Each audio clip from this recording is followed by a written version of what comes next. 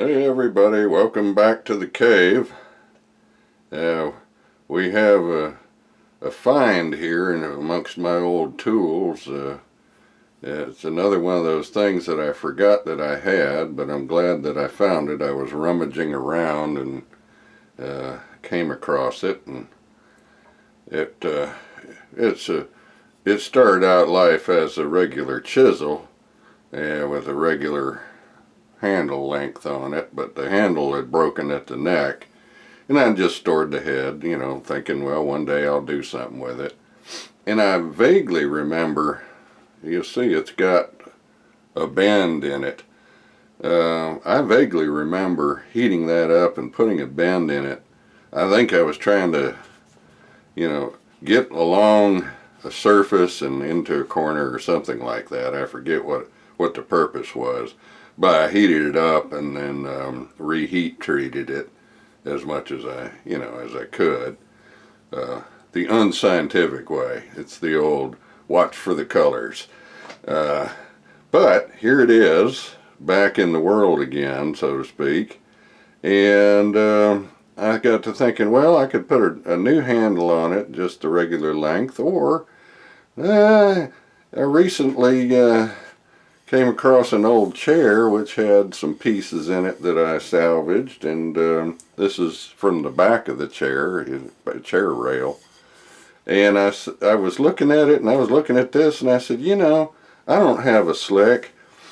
I don't have a barking spud. By the way, it's got nothing to do with potatoes and barking. I'm not trying to teach a potato to bark. I'll show you what a barking spud looks like and what it's for, but mainly, we're going to try and convert some of this old stuff into a slick. And this is almost just the right size and shape as is to do that. So that's what we're going to be up to. I'll be cleaning this off and cleaning out the socket in there. But before I get too much farther ahead, a slick is simply a long chisel with a long handle. It's meant to be used with two hands. You push it along. And the barking spud is very similar. I could use it for that purpose. That's going to be over here. And essentially a chisel with a long handle on it, and it's used for removing bark from trees and branches and what have you. Also called peeling chisels and things of that name, or like that name.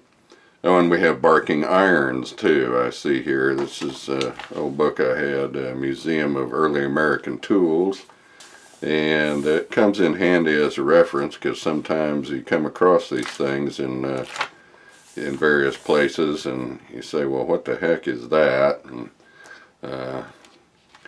there's all sorts of old style tools in here, but this isn't going to have a crescent shaped tip on it. It's going to be more like the slick, but knowing me and trees and branches, I'll probably be using it as a barking spud as well. So I'm going to start cutting on this, and we'll bring you back when we get to the point where it's kind of halfway interesting. So hang on and stay tuned. Alright, well, it's time to make a mess again. What I did was took one end, drilled a 1/2 inch hole in it.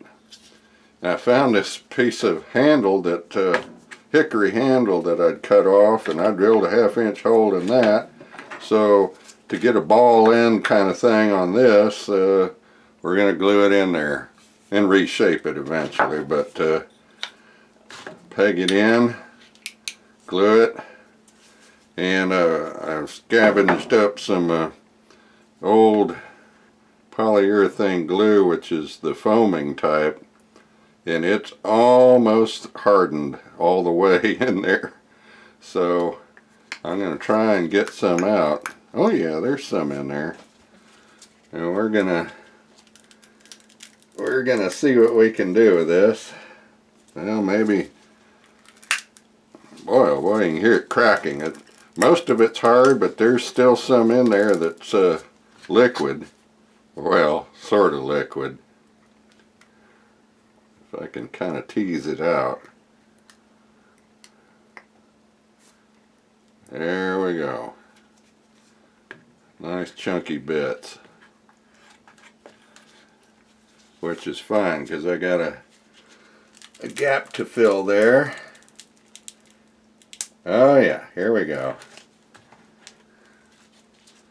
And I'll use this up before it's totally toast. Well, let's see here. Well, we got some solid pieces and liquid pieces and semi this and that. Well, that may be about all we're going to get out of that. Well, maybe not. Oh yeah, there's more. I think I've pretty much exhausted it. Well, that ought to be enough, and if it isn't, I guess I'll find out. Okay.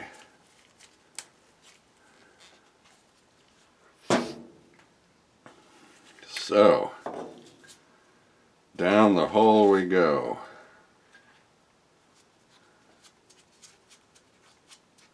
Well, maybe.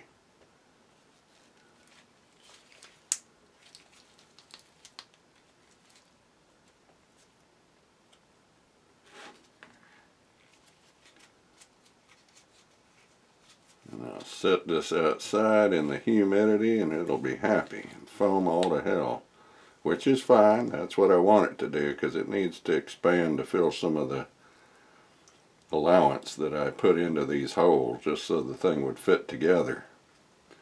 Alright, stay there. Next hole.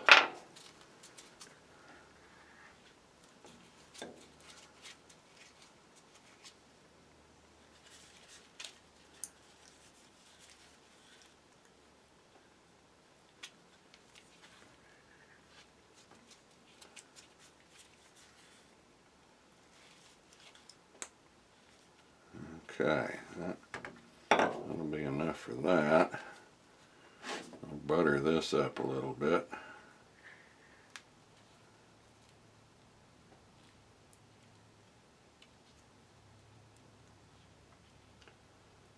Yeah, that's about 3 or 4 times as thick as it would normally be because that jar has, or bottle has been sitting there probably for about 2 years. And of course I used a little bit out of it, which let some air in, and well, anybody who's used it, you know the rest of the story. There we go. Alright. And butter you up.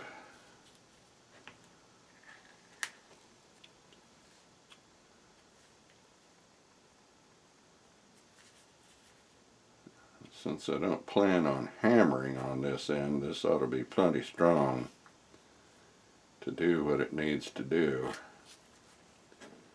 I think I'm going to put a little more on that. Yeah, stay there.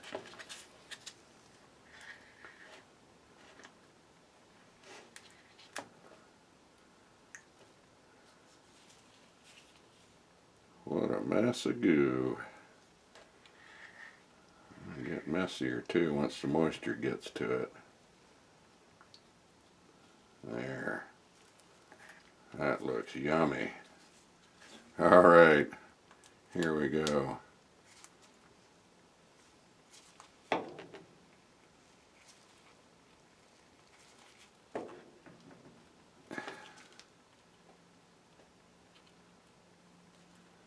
Well, don't tell me it fit before. I guess we got some air in there. Yep. Too much air. Alright. Well, let's see if I can get some of that loose. Too much air.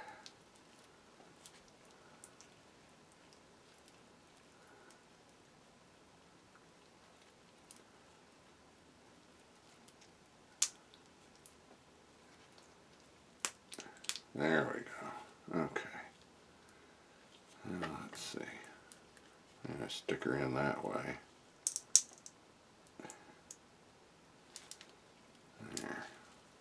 There.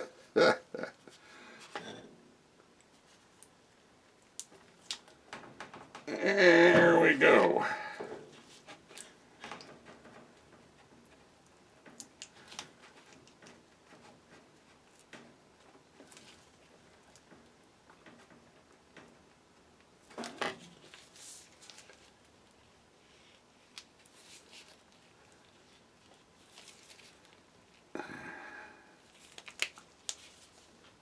See if we're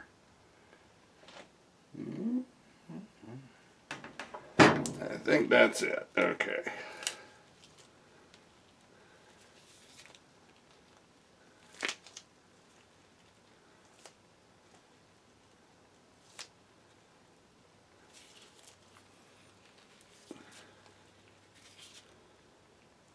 I'll make sure we're kind of halfway straight there,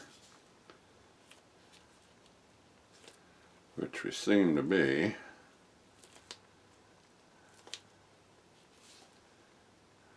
Now, kind of painted myself into a corner here. Well, alright, that's going to go like that for the moment. This is going to come off. Let us not snap the stuff into our face. There we go. 1 Mississippi and 2 Mississippi. Alright, more gloves. Cleaner gloves. Because what we're going to do next is probably try and run some tape on that to make sure it doesn't expand out of its little socket there.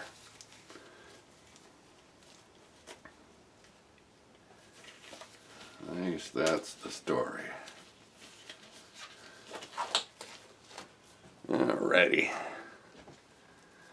Tape-a-rooney.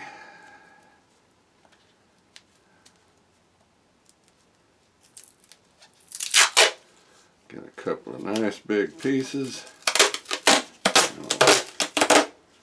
See if we can do this without causing further aggravation.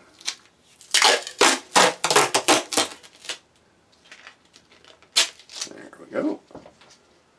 Alright. Ooh. Looks like butterscotch. Probably.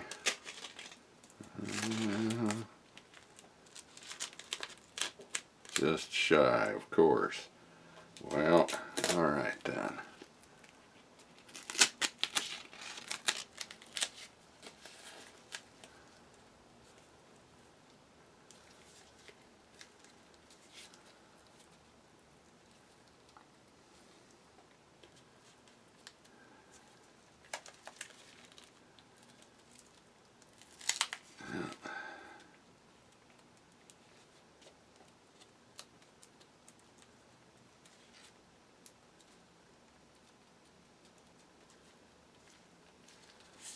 Well, that looks like a rightly good mess.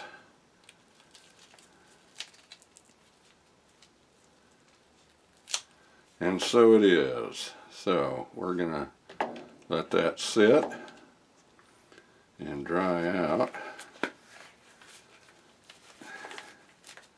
or harden, whatever you want to call it. Actually, let me go put that outside right now. So we'll see what it looks like when it's hardened up.